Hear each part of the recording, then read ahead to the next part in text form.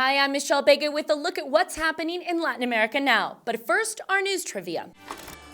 What country held a whipping ritual to bring about rain? We'll have the answer later. In Cuba, cleanup and rescue efforts continue this week after an explosion at the Hotel Saratoga in Havana last Friday. According to the Cuban presidential office, the blast was not a bomb or attack, but an accident caused by a gas leak. By Monday, the death toll had risen to 35, with approximately 12 people missing. The incident comes as tourism in the country was gaining strength after a difficult time due to the pandemic. The Saratoga was popular with tourists. It was the first boutique hotel on the island. A riot in an Ecuadorian prison left at least 44 people dead and 10 injured. Members of a criminal gang attacked rivals in the maximum security section of the Santo Domingo Penitentiary Facility. It's located on the coast of the country. Police said some 450 police and military were deployed to control the riot.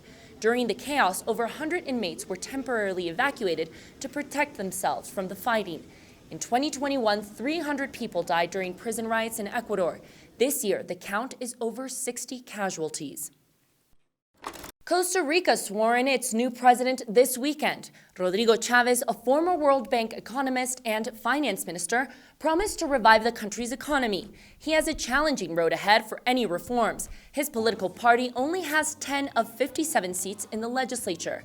During his swearing-in ceremony, feminist groups nearby protested to remind the country of the sexual harassment allegations against Chavez. Those charges prompted his resignation from the World Bank in 2019. Now let's check in with my colleague Joel Richards, who is reporting from the world-famous Buenos Aires International Book Fair. It's taking place after a 2-year break because of the pandemic. For the first time in 2 years, Buenos Aires has opened the doors to its prestigious book fair. It's the largest book fair in Latin America and one of the most important in the Spanish-speaking world.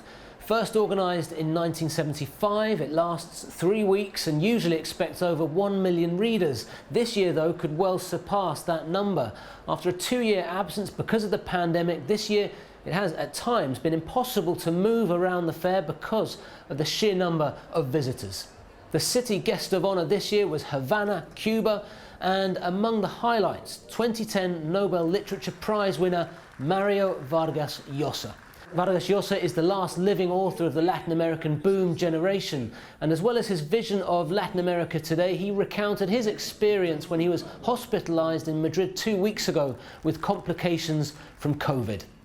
Beyond Nobel Prize winners, there are stands, talks, presentations, all in the Buenos Aires Book Fair that runs until the 16th of May. Now let's take a look at what stories we're following for next week.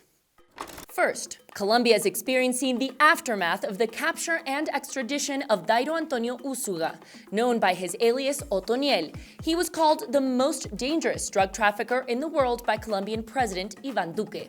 Otoniel was extradited to the U.S. last week. Now Colombia has sent 2,000 troops as backup for the 50,000 personnel already deployed to fight Otoniel's drug gang. The cartel has responded by burning 100 vehicles and threatening the safety of citizens if they leave their homes. Second, we're following the region's response to the 5-day tour of Mexican President Andrés Manuel López Obrador. He traveled to Central America and Cuba. AMLO met with the leaders from Guatemala, El Salvador, Honduras, Belize, and Cuba. On each stop, he criticized the United States' response to the migration crisis in the Americas. López Obrador says that while the U.S. has been quick to send billions to the Ukraine, they still have not responded to requests for development aid to Central America. And third, Brazil's former president Luiz Inácio Lula da Silva launched his presidential campaign at a rally. The left-wing populist Silva called on voters to support him as he faces right-wing President Jair Bolsonaro, who's up for re-election. Lula was president for 2 terms from 2003 to 2010, but he was later convicted of corruption before having the judgment overturned last year. Recent polls say Lula is only 5 points ahead of Bolsonaro, who recently increased the minimum wage while boosting job recovery. And now the answer to our news trivia. The answer is B.